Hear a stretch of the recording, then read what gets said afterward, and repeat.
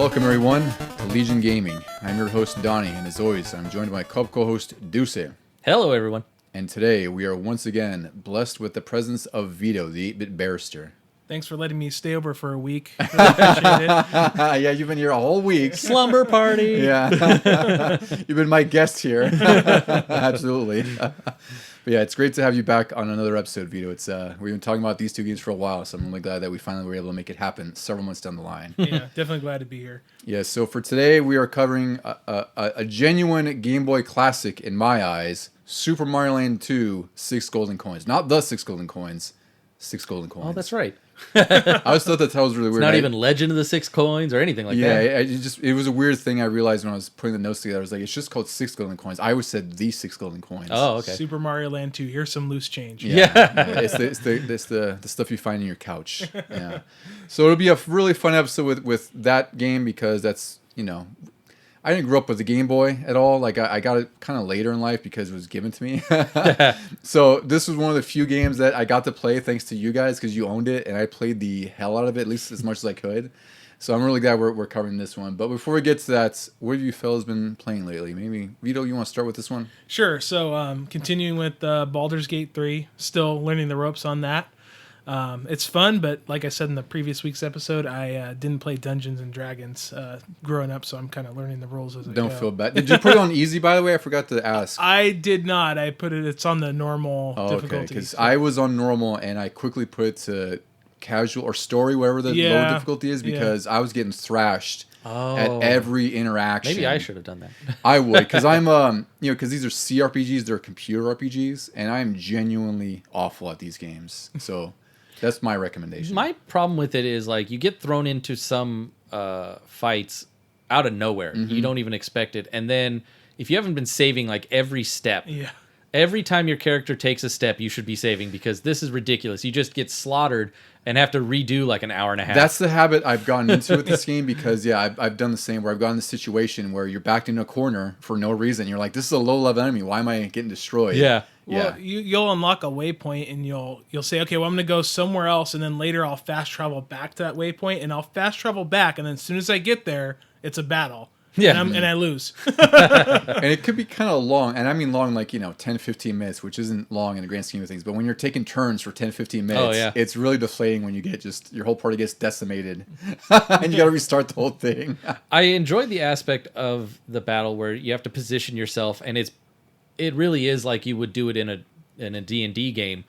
You can visualize it better than just talking about it around a table, but I still will never trust dice rolls on a computer game. Absolutely. Yeah. Other game I've been playing and then bringing it up because you talked about it, I think it would be 2 episodes ago now, is the Mad Max. Oh, you decided to try that one? Well, yeah. Well, I was playing it on my Steam Deck. It was one that I had on PS4, played maybe 15 or so hours. I think it came out, like you said, around the same time as Metal Gear. It was the same day as Metal Gear Solid 5, which is the most brain-dead, stupid decision a publisher could do. So I must have got hooked on that and never went back to it. But then when I got my Steam Deck, I purchased it on Steam and been playing it. And I forgot how awesome of a game it is. It's really good. I'm still trying to get into it. But yeah, the atmosphere, the car combat, there's a lot to like in that game. Yeah, it's definitely awesome. Check it out if you haven't played it out there. It's good. Yeah, and the Series X version, if you have access to that, it's the better version of the 2 console ones because it runs with the FPS boost. So it runs at 60 frames a second, and I think it's up-res a little bit. It looks really, really nice. And of course, if you have PC, I'm sure it runs really, really nice on the Steam Deck as well. Yeah, it does. And you could raise the frame rate. I think it starts at 120 or something. Oh, does it run that fast on the Steam Deck? Yeah, I lowered it down to 90 because I didn't want my battery to get drained. Exactly, yeah. Yeah, that's crazy that it runs that fast on the Steam Deck. I would have expected a solid 60 at minimum, but I wouldn't have expected that high. Yeah. And that's handheld, right? Yeah, Like yeah. That might be a great way to experience that game, actually. Definitely is. Yeah. Ducey, what have you been enjoying lately? Well, now that my time has been freed up from no more Outer Worlds, I've been playing 2 series, you might say. Thanks to our Castlevania episode, I got into a bunch of different Castlevanias. I'm still playing Portrait of Ruin on the 3DS, and I'm doing a little better. But man, I'm still not to the second painting yet. Like, just just traversing through the castle is pretty large, but I don't feel like I'm getting stuck. Luckily, And then the other, I also started up Rondo of Blood because I got that, that 2-pack. The Requiem pack. Yeah. God, I don't know. I have mixed feelings about it. It looks pretty. It's a Castlevania, but it's weird that Super Castlevania 4 exists, and this one feels like a step backwards. Yeah, so that's what's really weird about Rondo of Blood is that it's more rooted in the pre-Super Castlevania 4 kind of play style, but it's like, slightly modernized. Like, it definitely plays better, and like the controls aren't as stiff, but you can't slash in 8 directions, I don't think, right? Nope. It feels like an older game for sure. Yeah, and it's just as tough. Like you get hit and you lose a lot of life in one hit. Yeah. And then of course the enemies are perfectly placed. Like the bats are flying in the sine wave pattern that Medusa heads usually do, and they always seem to just hit you when you're on the stairs. Mm-hmm. It's very much a Castlevania game. Yeah. Did you unlock? I think her name's Maria. She's a secondary character. No, is that like in the middle of a level somewhere? Or? Yeah, so you find a key, I forgot where, and then there's an area where there's these mermen that are like, it's like on the bottom floor of the cat or whatever level you're in, and there's like a cage thing you can find, like a gate, and you use the key on the gate, and you can unlock her as a playable character. Huh. And she's not quite easy mode, but she's really close to it because she has a smaller sprite. She has like these dove bird things that are user attack that can hit really hard. So I would recommend unlocking her if you can, because it makes the game. It's still pretty tough, but it's a lot easier with her. I think I've only beaten one boss. Maybe? It's hard. Maybe 2. I can't remember. It's a really hard game. Like I love it. Like I think the cutscenes are really cool, and all the animated cutscenes and everything, and the music's fantastic. It's a hard freaking Castlevania game though. God, yeah. The other series I got into thanks to the release on Switch Online is Mega Man for Game Boy, and I've just been like kind of plowing through the games. I started with the first one, and I think I beat 1 and 2 back-to-back days, and then 3 took me a couple extra days, but I've also never beaten 3 in my life. Thank God for save states now. Uh-huh. I brought up, Punk on our worst enemies thing, and he's still an ass. But I finally somehow like manipulated him to where I could predict his move every time. If I jumped a certain way, he would always throw a certain thing and come at me a certain way, and I could dodge it. And I'm about halfway through the 4th one now. I'm at the Mega Man 5 bosses of the Mega Man 4 game. What's in the Mega Man 5 game? Because usually they're a combo of both games. Did they just include 5 and 6 in there as well? No, they totally redid it, and all the bosses are based on the planets. Oh. So you fight like Mercury Man and Venus Man and I had no idea. Jupiter and Mars. Yeah. Yeah. I had no freaking clue. So it's weird that like there's 4 Mega Man 5 bosses from the Nintendo version in Mega Man 4, and then you don't see the other half. They just were never made for Game Boy. Wow. I guess that makes sense since they're inevitably going to run out of NES games that kind of meld together. In that one. Yeah. What I've been playing, let's see. So I've been playing more of that X Defiant. I don't think it's called Cross Defiant. I think it's X Defiant. It's that free-to-play Ubisoft shooter.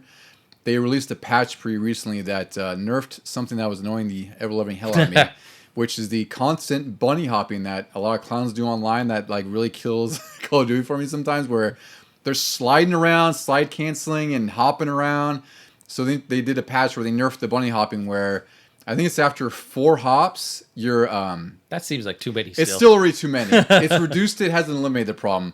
It's reduced it, so it's like your accuracy goes down, and I think you get a bigger penalty for sway or something. Could you imagine our actual armed forces in combat somewhere and they're just hopping around like a bunch of hopping idiots. around? It looks so stupid. Like, and it's funny because like I really enjoy like arena shooters from back in the day, like Quake 3, Unreal Tournament. But those games, you weren't aiming down sights. No, yeah, those were made for this. These were made for like bunny hopping and like quick movement. And to me, it's like I hate when people say, "Oh, it's a skill." It's just no. It's just I don't want to play with someone who just mashes A or has bump or the paddles. Oh yeah, or play on mouse and keyboard. Like it's just kind of a disadvantage when I can't shoot you while you're jumping and you have like pinpoint accuracy while you're hopping around. You know, like that's really irritating me. So they made a patch to address that, and it's helped a lot more because I noticed that like even my stats have gone up in relation to that. Whereas like I might be like a 0.5 kill death. Now I'm at like 0.8, 0.9 because I'm actually doing better when people aren't jumping around like an idiot. But it still has its problems. Like there's still an instance where you might get killed from behind too often, or like there's some weapons that are just, I feel like, are overpowered, or like the sniper rifles, for instance. There's almost no flinch, so people are quick scoping without much penalty. Oh yeah. So that's kind of annoying when you're just, you're shooting around and all of a sudden some guy pops you from the worst corner. But I've been enjoying it. Like it's great because it's free to play, so I haven't paid $1 for it at all. Like all the skins, to be frank, are pretty ugly as far as the premium skins. And there hasn't been any reason for me to invest money into it. But as a free to play game, it's I've been enjoying it. And then the other game that I got into, which I've been eyeballing for a little bit of time, like I'd kind of seen it passively mentioned, usually in relation to Dave the Diver, because we saw the DLC release for it. It was Dredge, which is this sort of H.P. Lovecraft's kind of, foggy atmosphere, like the fog or the mist. I forgot what that movie was called, like the mist, where it's just a fishing game, but you're basically washed up in the middle of nowhere, and you meet this sort of like I guess like a collection of islands or whatnot, and your boat's kind of repaired by the locals, and then from there you're just kind of like helping them, with their economy, and like fishing for them and buying from them, selling them fish. But then you also can't. You're not supposed to go fish at night, because as night comes and it gets longer in the night, you have a panic meter, and then there's like these weird, almost like ethereal beings and ghostly images that pop up like over, because it's just like the vast ocean.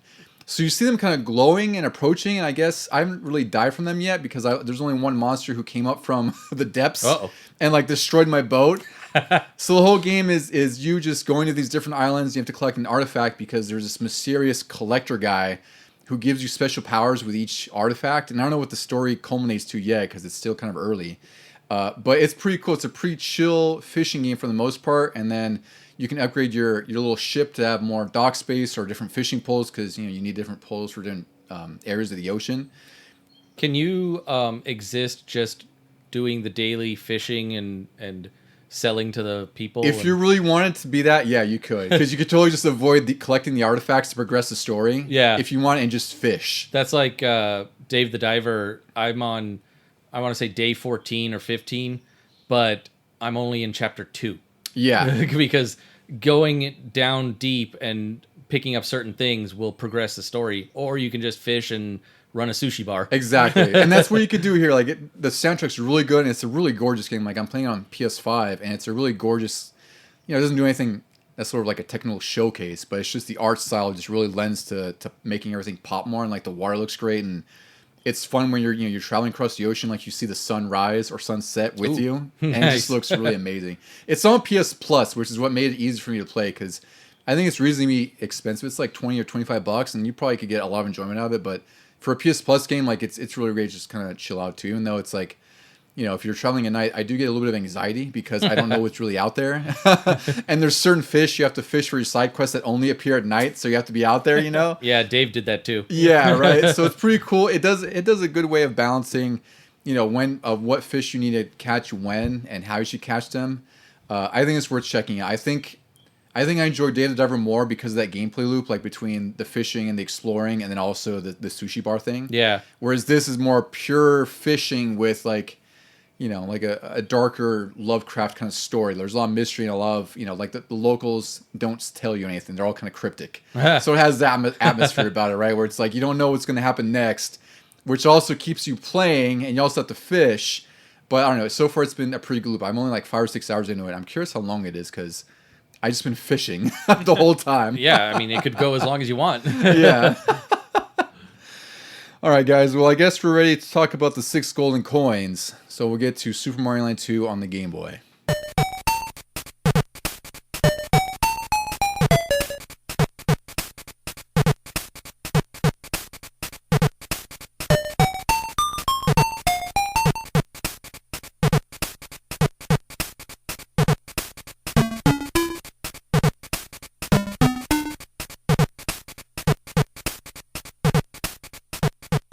All right, fellas. So November 2nd, 1992, Super Mario Land 2, 6 Golden Coins was released on the Game Boy.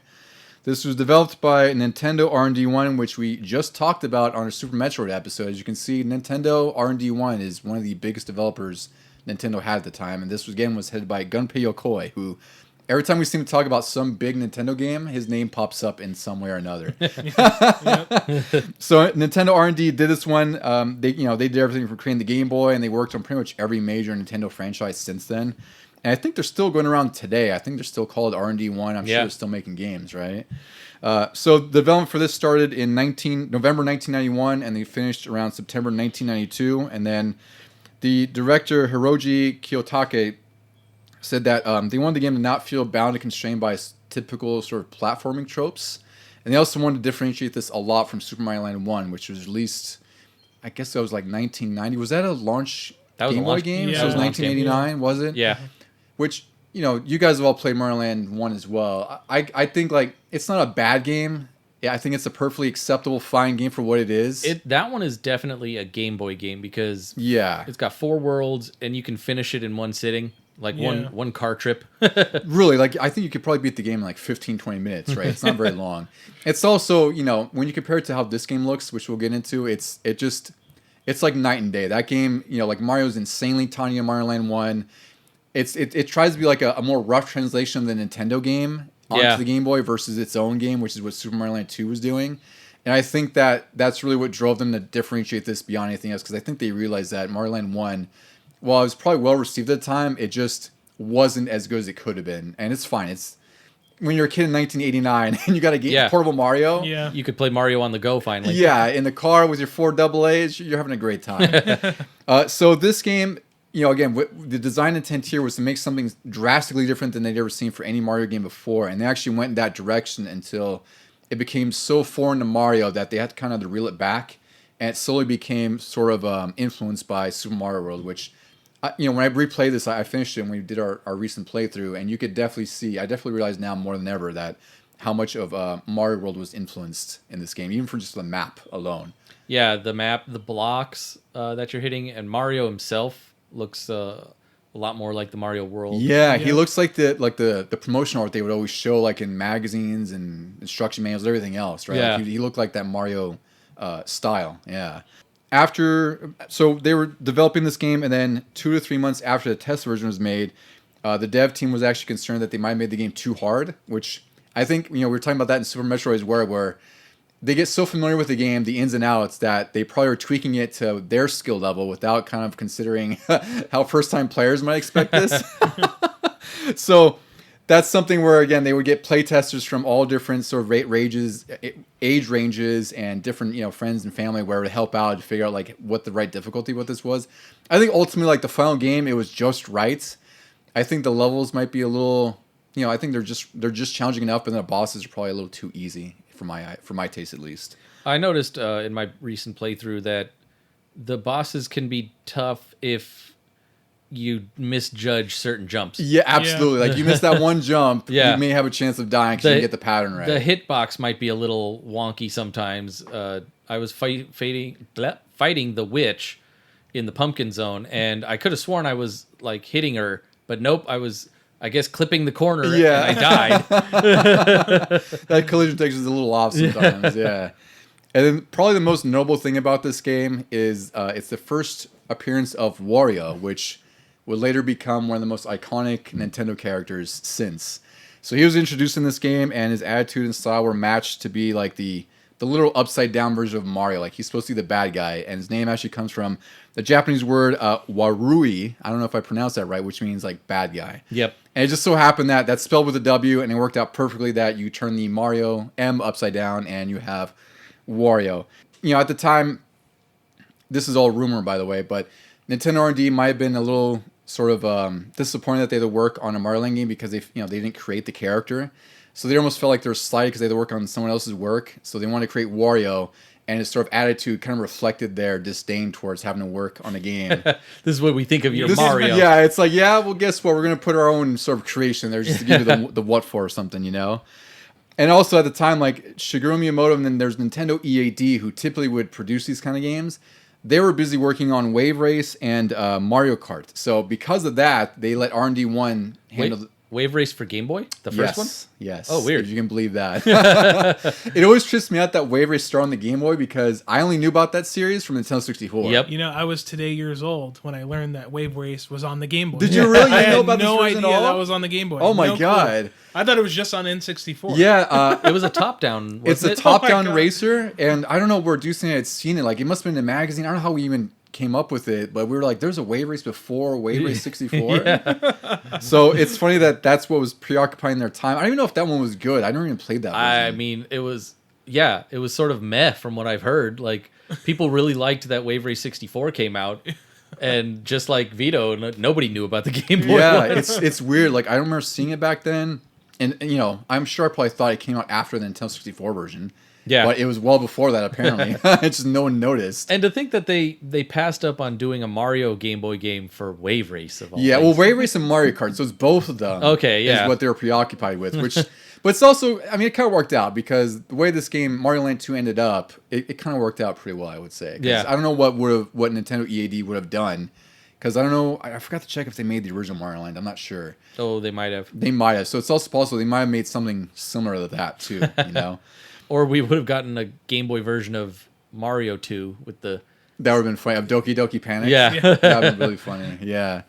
And then the composer for this, and I really want to shout this composer because they did an amazing job with the music and sound effects for this game. It's a Game Boy game, but it sounds totally and wholly unique because they really tailored this game towards the Game Boy hardware. The composer is Kazumi Totaka.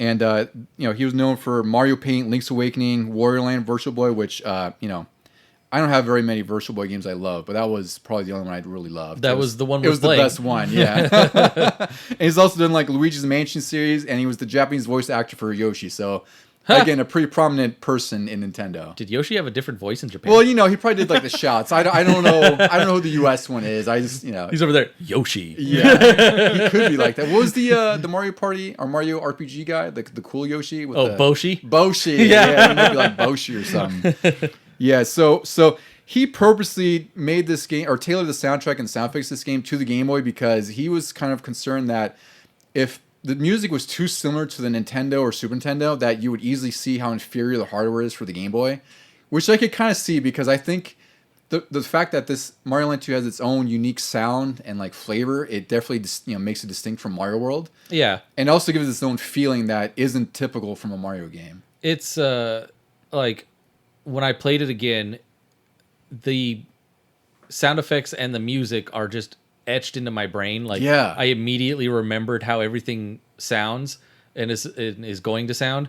But I don't get the idea that, like, oh, you're going to notice how inferior it is, because back then I was like, oh, this is Mario. It looks very much like Mario, and I get to take him with me when I go somewhere. Yeah. Like, I didn't care about inferiority, quote unquote. That's why I was surprised to read that too, because I didn't think developers were so cognizant of it, because you know, Mega Man 2 and 3 on Game Boy, right? Like when I played through 2, you know, the music's just all right. It's not great, but then Mega Man 3 had music from Mega Man 3 Nintendo. Yeah. And it sounded really good for a Game Boy game. Right from the title screen, I was jamming. I was really impressed. Like, it sounded pretty damn good. Now I understand that maybe Mega Man 3 was a little bit later. I don't know what year that was released. It was had to be just- around the same time. No, remember, they were both in 92, 2 and 3 on Game Oh, Boy. okay. So it was around Mario Land 2. So Yeah. yeah. So it's interesting that they just had two different philosophies on, you know, Capcom wanted to make the game sound like a Nintendo game. Yeah. And R&D one was like, nah, we're not going to highlight the inferior hardware. We're just going to make it its own sound. Which, yeah, it worked out. It didn't matter. It's just interesting that they had that kind of train of thought for, you know, what they're going to compose for this game. All right, guys. So let's get into review scores and we'll dive into the game. So, fun note about this. When this was released in the UK, the Nintendo UK marketing agency, they had an ad and slogan that says, "Why did the hedgehog cross the road to get Super Mario Land 2?" So it's another love dig that. at Nintendo. Yeah, or at Shots Sega. fired. I thought it was really funny. It's like, they turned that joke on its head with that kind of silliness there. But I thought that was a fun highlight there. But GamePro in issue 43, February 1993, reviewed this. This had Star Trek: The Next Generation on the cover, which I thought was interesting. Like, I wouldn't expect Star Trek to be on there for Super Nintendo. The games, right? The game, yeah. That surprised the hell out of me. Like, I mean, it's an interesting game, kind of niche for Star Trek Yeah. fans. Yeah, right. It's just weird you would see it on the gaming cover. But I guess maybe this show was really popular too. This would have been about towards the end of the run, like 6th or 7th season. So maybe people were just talking about it more. It might have been because I always question it, like like they could put Mario Land 2 on the cover, but maybe because it's a portable game, and it's not like a big console game that maybe they feel like it wouldn't have done much. But Star Trek had that larger appeal to people. Yeah. But I also think if it's the Star Trek game I'm thinking of, it's very like text oriented. I think it's like the Adventure Point click So game, what were right? they- No? You can walk around, but you're on the ship a lot of the time, and you do read a lot. Right. So what were they showing? Like just pictures of the text. Yeah. It's like there's no excitement really going on. And I like Star Trek. Don't get me wrong. Yeah. All right, so the review in GamePro, the graphics 4.5. These are all out of 5, by the way, as I should always say. Sound of 4, control 4.5, fun factor of 5. They said it was the most fun Game Boy game in a long time, and that some stages were more challenging than even the NES ones, which I can agree with, but not to its detriment or anything. It's just noticeably more difficult.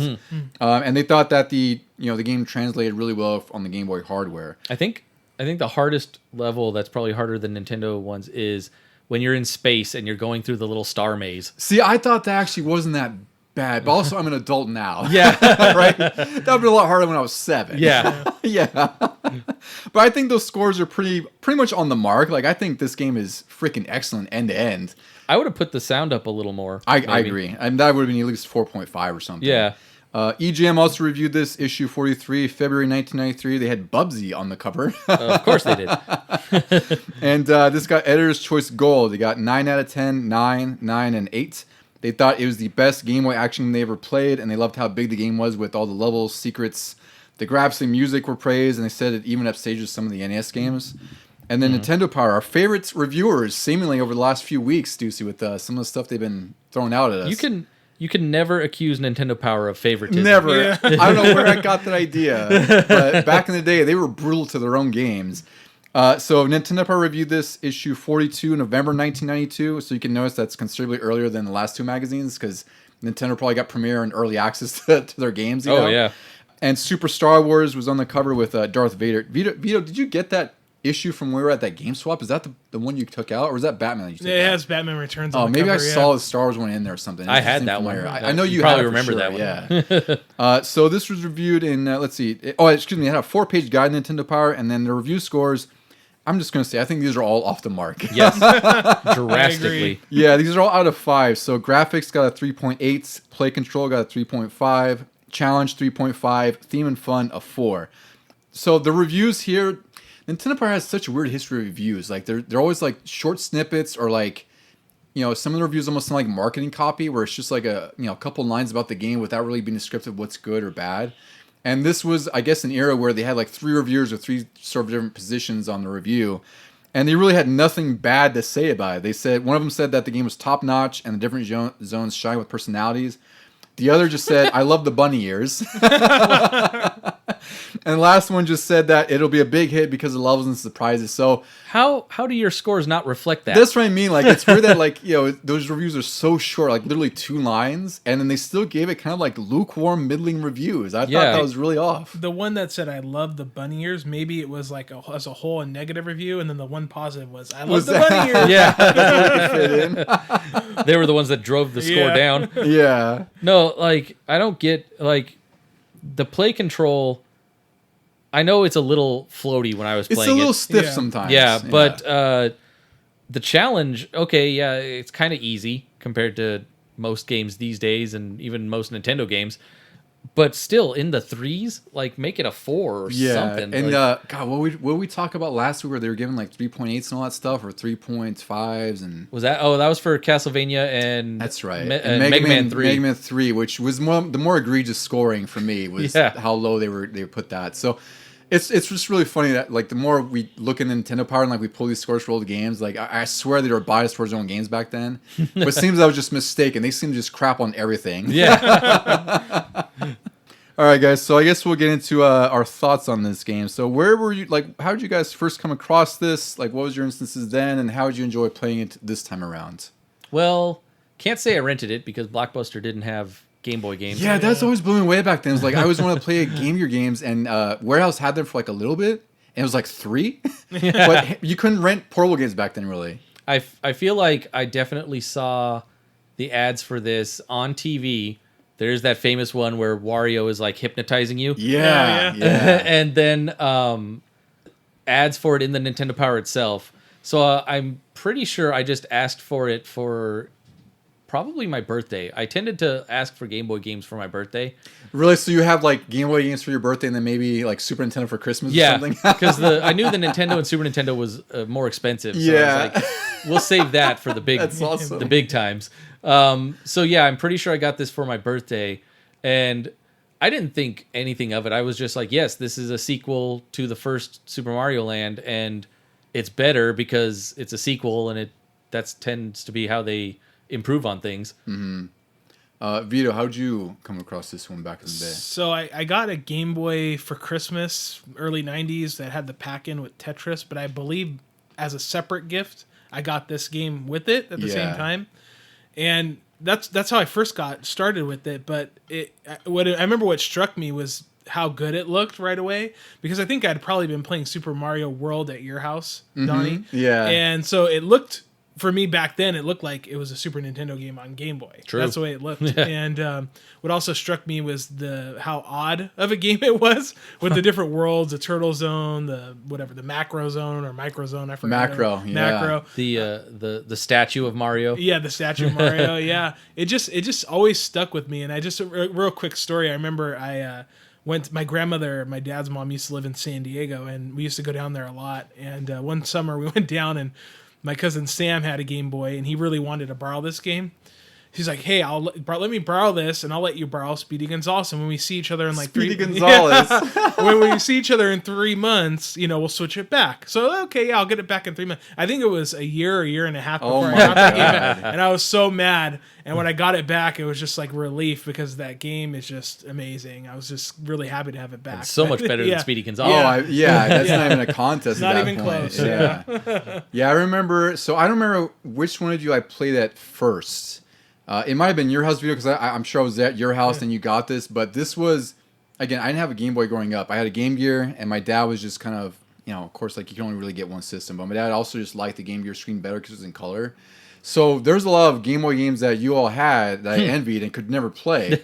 And I remember vividly playing Mario Land 2 at your house. And for one, what struck me was the graphics, how good it looked. Like how big Mario looks, because I even played Mario Land 1 before that. I don't remember when or how. And then beyond that was the freaking bunny ears. That's what struck me right away. So just the fact of seeing a brand new power-up I'd never seen in Mario, because I'd played all 3 before this. Like all of us, we're all like Mario fans and everything, but this was the first time where it felt like there was a drastically different Mario game that I couldn't experience at home. And I don't know if I borrowed it from you guys once I got a Game Boy or what. I don't know if I ever beat it back then. I think you borrowed it from me, probably. I had to have, because I feel like I'd see that at your house. Because again, this is one of my most favorite box arts ever. Like I don't know what it is about it. Like there's just something whimsical about it, and like just the colors, everything about it. It just there's certain games that really remind you of like your childhood. Yeah. And I seem to stick this one up there, even though I never owned it. This one and Mario 3 for Nintendo. Yeah. Those just, especially because I've been like 7 back then, 7 or 8. So it just reminds me of that time in my life, and then playing with you guys, and then like going to each other's houses and playing it there, and then just never owning it for like 20 years. I feel like if we were ever playing like a single player game on a system, then you would be off to the side playing this on Game Boy. Probably playing like Paperboy at Vito's house. Like, I was playing Mario Land. It's cool. Yeah. Yeah, it's definitely one of my favorite Game Boy games, and I think it's definitely one of the more special ones. But what did you guys think on your most recent playthroughs with this one? I mean, it hasn't lost any of its shine to me. Like it still is as amazing to me as it was when I was 7 years old, and a lot of the muscle memory and stuff was still there. Like I could get through it pretty quickly, But yeah, it's a great time. I know there's like some extra levels and things, like little the secret exits, areas. I only found the one in the macro zone that lets you skip most of the world, where from level 1 you just go up and then over to the boss level. But I was finding that this time when I played through it, it was a lot easier. Like there was one level in the pumpkin zone where I died like right at the end, and I had to do something else, so I shut the game down, and I realized, I didn't save state anywhere. I had to play that level all the way through from the beginning, and I just ran. Mm-hmm. And as I was running, like the way things would come at me on the side, they were set to already like jump over me if I was just running straight forward. Whereas when I was little, I was probably sitting there waiting for it to like drop down so I could jump on it. Yeah. And now I'm just like, nah, forget that. I got to get all the way to the end again. Yeah. But I also noticed that the controls were a little, like I said, floatier from compared to the Nintendo and the Super Nintendo Marios. They are, and I think they're still. I would say they're still really tight for a Game Boy game, but there were like I actually didn't get a game over this entire time. Yeah.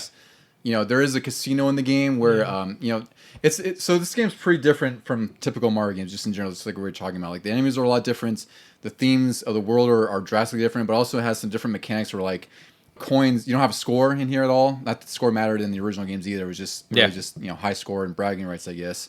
But you collect coins, and in here they really don't do anything. Like you just can collect them until you can reach a max of $9.99, and you could take some of those coins to what they call the casino, where you're just like throwing them into. There's like a 30 coin bucket, 200, $9.99. I forgot there's one more. It's There's like like 100, 50. 50. Yeah.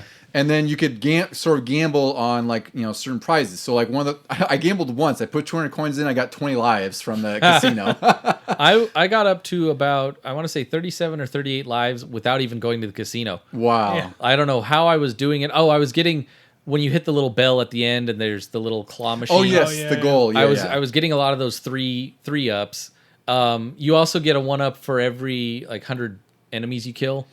But yeah, I'm still almost at $9.99. I want to go in and I almost hit $9.99, and I was stupid. I just get 200 lives. I'm almost at the end of the game. I was curious, like, to see what the roulette looked like if you had $9.99, because I haven't done that before. I think I did it once way back when I was younger, but Probably you're just like grinding through, collecting Yeah. coins.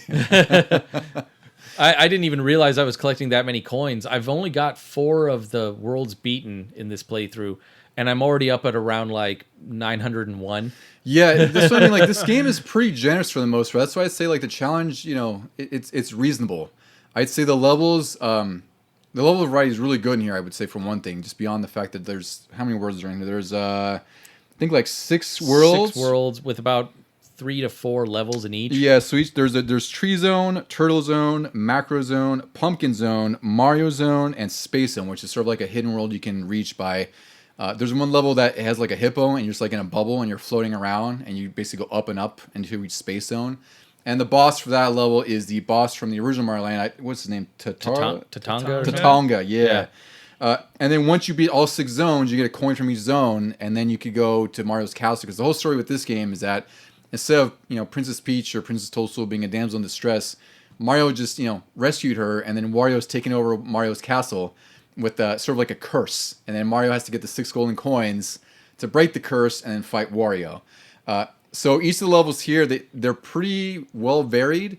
What was your guys'? Did you guys have a favorite out of the bunch on there? I think I would say the Mario statue.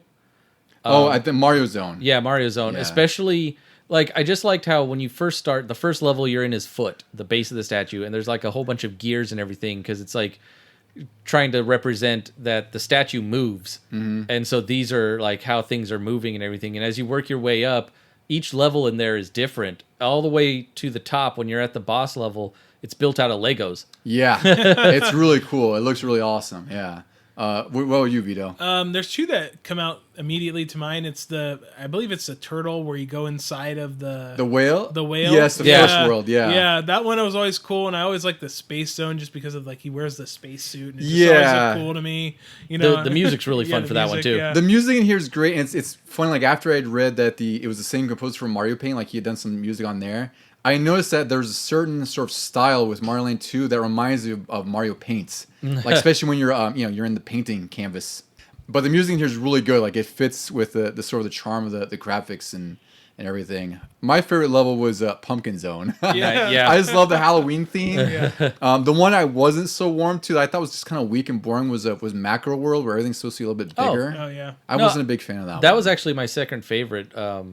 I was going to mention that after the Mario Zone but it's not done as well as the Giant Land in Mario 3. Yeah. Oh god, that's one of my favorite worlds in Mario Land 3. But or Mario 3. You fight ants, and they're bigger. They're about the size of the Koopa Troopas and everything. So you sort of get the sense that you're smaller when you're in that zone.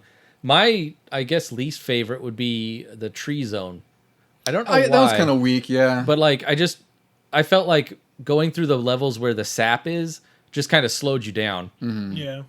Yeah, that's a really cool thing this game does too that differentiates from Mario is that like he swims in the other Mario games, but this is kind of cool because some levels have like I guess it's like tree sap or like there's certain levels with like goop or like it looks like Jello hanging from Yeah. The whale has some weird sort of That's what it is. gumminess in it. Yeah, and you swim through that. So they did do a lot different than a typical Mario game as far as like level variety and like gameplay choices and design.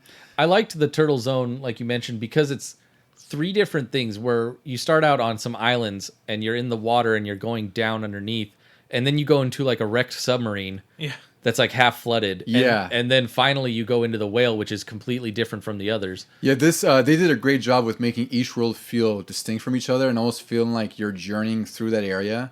And then it's really cool because there's an overworld map where you can tackle any of the worlds you want at any order you want. But that overworld looks a lot like the Mario World overworld. Yeah. Like down to like the styling and like how the some of the little dots look for the levels and everything. But it works really, really well. I think again, like they did a pretty amazing job with this game.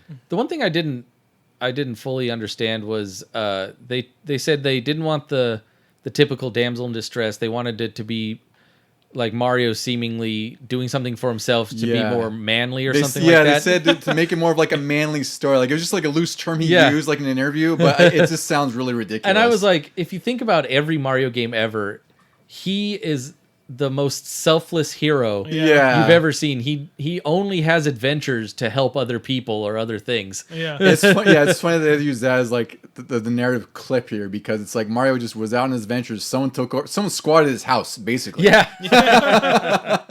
And now he has to go get them out by doing all this ridiculous stuff. I always liked the like what is Wario to them, and there's been so many different stories where one, it could have been just his childhood friend who went down a dark path. Others have said, like in more recent versions, he seemed like that weird evil cousin of Mario and Luigi, which I kind of like too. But in this interview that you had in our notes and everything, I loved the fact that the creators were like, we don't know much about Wario, but his favorite food is crepes. I love that. I thought that was really fun because it's like such a passive, weird thing to say. Like of all things you could say his favorite food. Like we don't know much about Wario, but we do know he loves crepes. One fun thing I noticed in here too. This was something I had read, which I didn't really connect, but it makes sense. But there's no green mushrooms in here because the Game Boy, you can't see you him. can't the see Game Boy is all green, and also the fire power up. You have like sort of an Indian feather, which I noticed as a kid. Like I was like, that looks really cool. Like this, it reminds me of the feather in Mario Kart, like the weapon. Oh yeah, Right, the jump.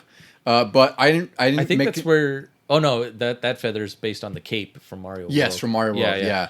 But I didn't really connect that. The reason they put the the headband with the feather was because again, like with the Game Boy Color palette, like You couldn't tell you couldn't that tell that it was Fire Mario. So that Yeah. was their way to make him distinct from that. So I think that's cool that they found these really nice ways to distinguish graphics from just like a grayscale screen, which I didn't really fully connect because I was playing this on the Switch Online, which has the you can toggle the Game Boy Color palette, so it's like has like cyans and blues. Like it's not a very rich palette, but it's more colorized than playing on a Game Boy. I played it with that too because that was the only way I haven't played it before. I've played the original Game Boy, and I think I even played it on like a Game Boy Pocket where they cleaned up the screen a little. Mm-hmm. So I wanted to give this color one a try, but I didn't really like it as much because anything that could move was like a weird pinkish color. Yeah. And then it kind of took away from the spookiness of the Pumpkin Zone because they were using a lot more blues rather than blacks. It reminded me of like the I don't know if it's Amiga or Commodore games. Like remember those Mega Man games they released back then? Oh, yeah. That were just like those cyan and like ugly magenta. Yeah. There's a little bit of that. Yeah. And then the bosses here. What'd you guys think of the bosses overall? Or was there anyone that you thought was your favorite or the weakest? My favorite, probably in out of a lot of Mario games, are the Three Little Pigs. I think that's a great boss. Yeah. Yeah. That one I wouldn't expect. That's also probably the weirdest one out of the bunch. Yeah. Yeah. Vito, do you have any favorites? I Or mean, ones you didn't like? I don't know. I feel like all these bosses were pretty good. It's just maybe some were a little bit easy. they're just all like, I mean, they're just so different than what you normally get in like a regular Mario game. I mean, probably the weakest one is the bird. Yeah, Probably he's just the bird in the first world. Yeah, but I think I agree with Ducey. I mean, the Three Little Pigs. I mean, that's pretty classic. I think I'd have to go with that as my favorite. I think those gave me probably the most trouble when I was little because you had to hit each one 3 times. Yeah. Whereas other bosses, there was just one boss that you hit 3 times, and each one bounced a different way. Like one just rolled, one did short bounces, and the other one did long ones, and you had to like switch up how you were playing on the fly. Yeah, it's I'd say like, this game to me doesn't have too many weak spots. I think the bosses are probably the one area where I feel like they could have done a little bit better. Especially when you go, granted this is a portable experience versus Nintendo, but like, Mario 3 on Nintendo had like the Koopa Kids, which were all pretty awesome. Like they weren't, I'd say they were pretty different from each other as far as attacks and whatnot, but the premise is the same. You just jump on them, several times and they die. I think the levels are harder than the bosses in this game. Yeah. I don't think the bosses are that difficult. There's Big Bird, like you mentioned, that was in Tree Zone. Yeah. There's the octopus that's inside the whale, who's not very difficult. There's a sewer rat, which is a funny boss. That one, I was having trouble just timing my jumps to hit. That's all it was. Because he ran pretty fast. Yeah, because there's like all these inner tubes or these pipes around his fight area. And he kind of travels fast between them, and that's all it was for me too. Is like I died once because I mistimed it. Yeah. But as soon as you know where he's coming from, it's a lot easier. Then there's also a witch that's in Pumpkin Zone, the 3 Little Pigs, which we touched on, and then Tatonga. I wouldn't say he was that hard, but he definitely was a little bit harder than the other bosses because he has that dual shot thing. He has like the ball and it's like a Sonic Boom looking shot. There's an easy way to get him because you're in your spacesuit, so you can float jump. Yeah.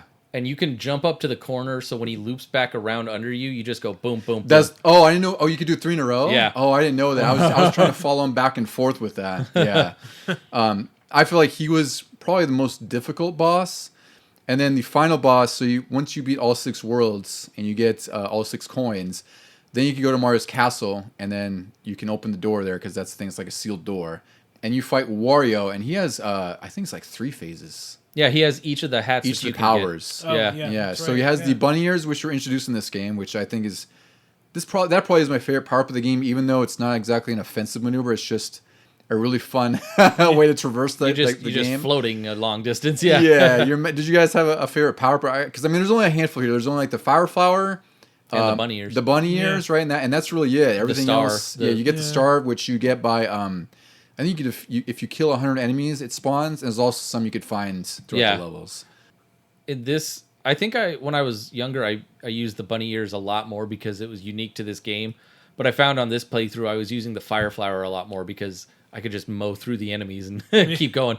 Yeah, the fire flower is really effective in this game. It's I wouldn't say broken, but it hits really, really hard. Yeah. I mean, I have to pick the bunny ears. I like the little carrot icon that you picked up to I do love that icon. Yeah.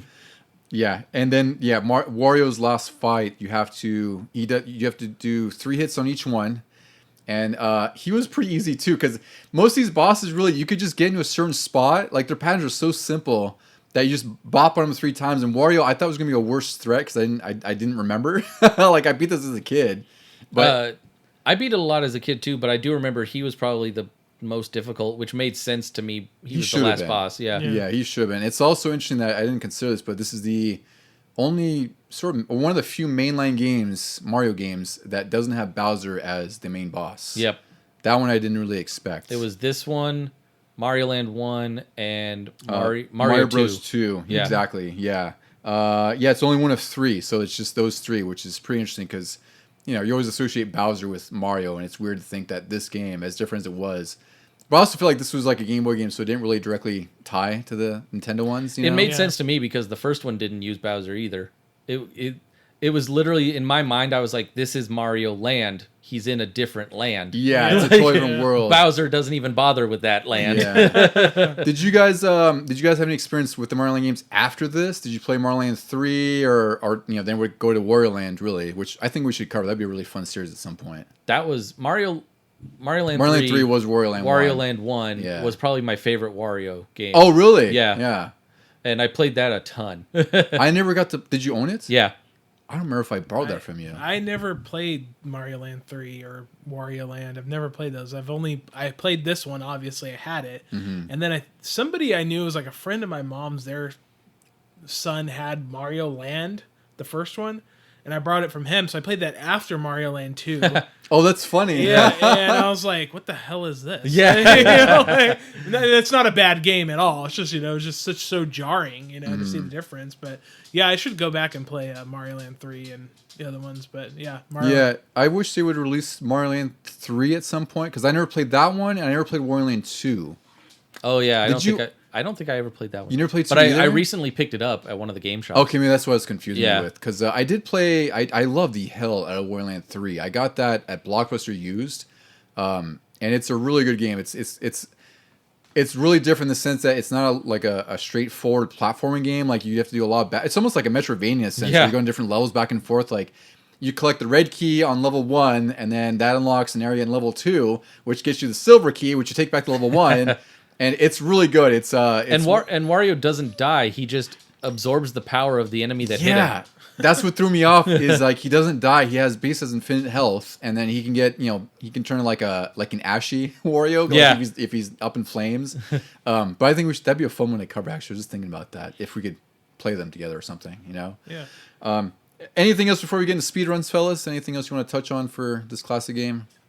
I just, I was just thinking, this game, now that I'm thinking about it a little bit more, kind of gives me vibes of Link's Awakening a little bit, because Link's Awakening was so different than, like, Link on Nintendo. And no, it's a good point. Yeah, because Link's Awakening felt like a totally different game than Right. Link to the Past or Zelda 1 or Zelda 2. Yeah. So, I guess, for me, like, the game always felt like that point where it's like they would convert the home games into something that's the same but different, which sounds really stupid to say, but you get what I mean? Like, it's the same series, but it's a totally different game than what you're normally used to on a bigger console. Well, you could see the difference in thinking because these were Nintendo properties and they knew what a Game Boy could do, so they wanted to give you a different experience with the characters you knew. That's true. Whereas, like, if you got a port of a Capcom game like Mega Man or something, a lot of it would be very, very similar to what you got on the bigger consoles. Mm-hmm. That's true too. I think they purposely made it a totally different experience, and it worked. And I think Mario Land 2 is like, it's one of the pinnacle or one of the biggest Game Boy games just because of that. Because it feels like a Game Boy game. Like it was made for the Game Boy, it was designed for the Game Boy. It's not like Mario Land 1 where they tried to compress a Nintendo experience into a Game Boy stream, where it's like they had the compromise of tiny sprites and big world, where it balanced it perfectly, I think. Like I didn't really have any issues with with screen visibility or enemies coming out. Like none of it really felt cheap. There's a couple instances where an enemy might pop up, but I think they tuned this pretty perfectly. All the enemies were somewhat slow in this. Yeah. It wasn't so it wouldn't surprise you when they came in from the screen. Yeah. I love some of the enemy designs in here too. Like I have to say one of my favorites is the little bear on the beach ball. Oh yeah. Yeah, I forgot about that. Like you see some of the typical Mario enemies in here, like the Goombas and the Koopa Troopas, but more or less a lot of the other enemies are brand new to this game. I liked the I think they use it in later Mario's, but it was the skeleton fish. Yeah. And they only showed up in the whale zone because technically the whale probably ate the fish. Yeah, and I'll go back to it, but it's like what I really love about this game is like each of the different worlds, like they are very different. There's a theme that they've honed in on in all of them, and it feels great across all the levels. And again, I think one of the big things here that I think most people may not make a big deal about, but the battery backup, like you kind of passively mentioned earlier, pretty big deal for a Game Boy game back then. Like you could literally stop and go wherever you wanted to with this. Yeah, I think it probably auto-saved after every level. I think so, Yeah. which was, And it didn't even have to tell you that. You just beat a level and that was another It did one. automatically, yeah, which is great because Mario Land 1, it was so short that like it didn't need a save. I don't believe it had any kind of save or pass or anything because you could beat it in like 20 minutes. It was a short form game. I'm sure that was a rush game too at some point. Yeah, probably because they were like, "Oh, the Game Boy's coming out. We got to get something. We got to get a Mario. We got to get a Mario game on there." Yeah. Because I imagine Tetris. I don't know how confident they were with Tetris, but I figured they had to have a Mario game on there or something. All right, guys. So I guess we'll get into some speedruns for this game. I got a few categories here. There's any percent glitchless. This is by Ayaka Perfect Dream in 26 minutes 14 seconds. And then there's just any percent, which I assume just means like, you can abuse glitches in some instances. This is stupid. I should have looked this up. I bet it's like I could probably post this whole run on Instagram or something. Yeah. But Kongtastic beat any percent in 2 minutes 29 seconds. That's insane. That I don't even count that at that Yeah. point. That's like a level. It takes that long for the little Nintendo thing to come Yeah. down the screen. Like, And then the final one I took is all levels. So we didn't get to talk too deep into it, but there's 32 levels in this game. does this include like all the secret levels? I believe it does. Yeah. Nice. So there are 7 secret levels which you could get by unlocking a secret goal. Some of the levels in the worlds will have like much like Mario World, where you find the secret exit, it leads you on a different path, and you get a different level. Now, there's nothing that I could find, at least, that you get for finding or beating all the levels. It's really just for completion's sake. Like I said, the only significant one is in Macro Zone where you take a shortcut. Yeah, exactly. and beyond that, like, there's no unlockables, there's no like staff crits or anything. Like, Yeah. it's just you got 32 levels of goodness here. But the category for that, all levels, we have. I took 3 here because it's amazing to me. Like, these are down to the milliseconds as far as the splits here. So in first place is Adam Ferrari with 38 minutes, 18 seconds, and 556 milliseconds. Second place is I Love Mario with 38 minutes, 18 seconds, and 824 milliseconds. Yeah. And then close to them is in third place with Mars 02. They have 38 minutes, 18 seconds, 874 milliseconds. So that person in third, 500ths yeah, off of this guy in it's second. unbelievable. 500ths. Like, crazy. that's like a frame or something. Yeah. It's really crazy how close they are, and like I can't imagine like trying to grind that literal last second out.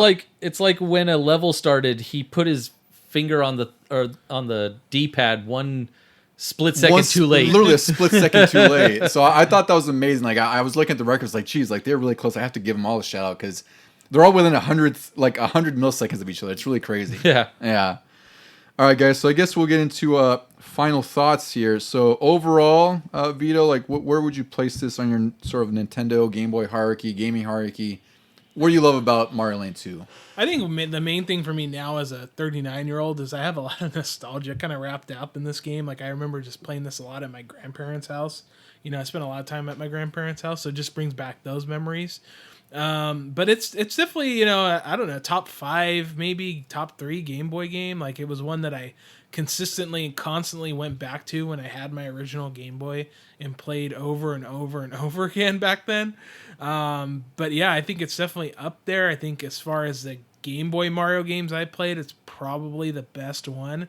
I don't know if it's better than, let's say, Super Mario 3 or Super Mario World, but it's definitely close. It's, for me at least, it's close. I'd say it's up there. Like, Yeah. it's, I mean, not a cliff just because, again, it's a portable game, but it's a really freaking good portable game. But Yeah. it's really hard to compare to Mario World and Mario 3 and, anything even remotely close in that sort of era. Yeah. Oh, for me, like, I would agree with you saying like it's probably top 3 Game Boy games for me. I'd say for the amount that it cost back in the day, you definitely got your money's worth. $30 retail. I saw that on the game review. Yeah. That's crazy. Compared to other Game Boy games of the time, like we said, Mario Land 1 was probably 20 minutes of gameplay, even if you weren't speed running it. So this one, for me, it definitely felt like it gave me a lot of bang for my buck, especially on car trips to, like, I had family in San Diego too, so we took a lot of road trips down there, and I could pop this in and maybe finish it before we got down there, or at least killed a lot of the road trip. So it passed a lot of the time.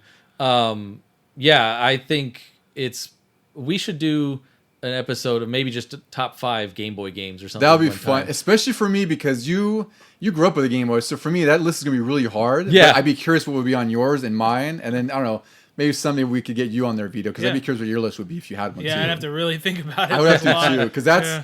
of like all the big consoles from back then. That might be the one I have least familiarity with, because I really didn't get into Game Boy either till like GBC and GBA. But Yeah. I think just like core Game Boy games, that'd be a really fun list to do. I think. I think you probably have a lot more memories that you've forgotten about, but Yeah. you pick it up and you go, oh, I remember borrowing this from you. Exactly. That's probably what most would be rooted in is like what I borrowed from you back then. Yeah.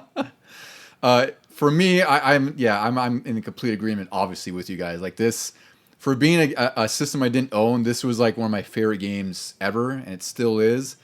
And like I said, beyond all that, it just reminds me of being a kid at that time, like second, third grade. Like we were all hanging out, exchanging games, and everything. And then, tie this up with now, it's still a bit of a mind up for me that it's like we're 39 years old and we're talking about Mario Land 2 on the podcast, right? Like 32 years later, it's really nuts.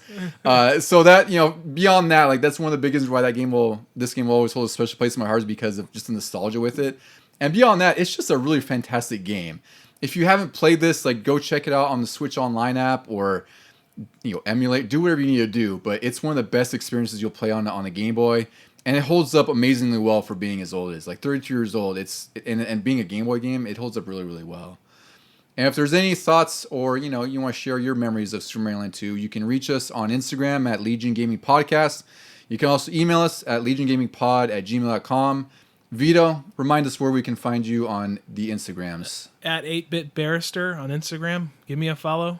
Give him a follow. Message. And a like. Yeah, message him. Tell him about Mario Land 2. Yeah, totally. Let's talk Mario. Let's talk Mario.